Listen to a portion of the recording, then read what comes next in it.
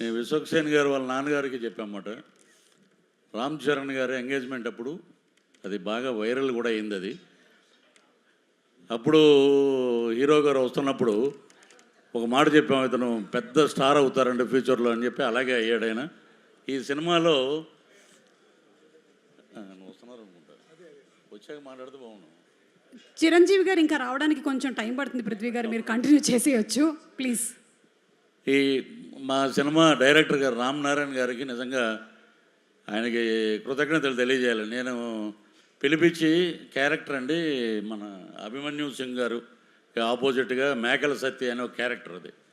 So ఆ character మాకు clean shave ఉండాలండి అంటే, సార్ మీరు క్యారెక్టర్ ఇచ్చారు, నేనేమో తమిళ్లో విక్రమ్ గారి సినిమాలో మెయిన్ విలన్ చేస్తున్నాను, ఆ గెడ్డం అది తీసేస్తే ఎలా సార్ అంటే లేదండి ఇది వైట్ చేద్దాం అని చెప్పి ఆయన నాకు అద్భుతమైన అవకాశం ఇచ్చారు. అలాగే మా హీరో విశ్వక్సేన్ గారు కానీ, రామనారాయణ గారు కానీ, అలాగే కెమెరామెన్ గారు చాలా అద్భుతంగా చూపించారు. అభిమన్యు సింగ్ గారు అయితే దమ్కి మటుకు చాలా బాగా ఇచ్చారు. ఇంకోటి అది యాదృచ్ఛికంగా జరిగిందో ఇంకోటి జరిగిందో తెలియదు కానీ, సుమగారు మేకల సత్యాన్ని పట్టరండి అని అని చెప్పి తీసుకురమ్మంటాడు.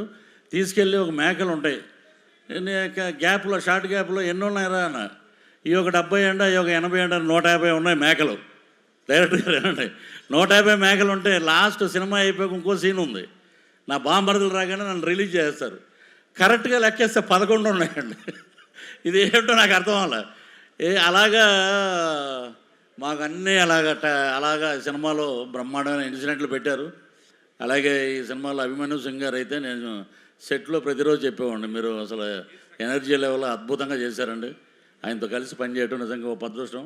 అలాగే విశ్వక్సేన్ గారు ఈ సినిమాలో ఆ లేడీ గెటప్లో 48 ఫ్రేమ్స్లో ఒక ఫైట్ ఉందమ్మా. మొత్తం సినిమా అంతా ఆ ఫైట్ అంతా అదే 48 ఫ్రేమ్స్లోనే అద్భుతం.